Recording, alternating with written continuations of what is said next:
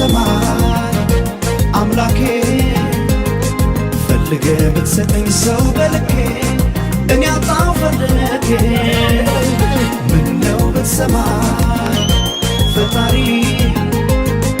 መርቅ ብትሰጠኝ አንድ አፍቃሪ ከኔ ጋር ነዋሪ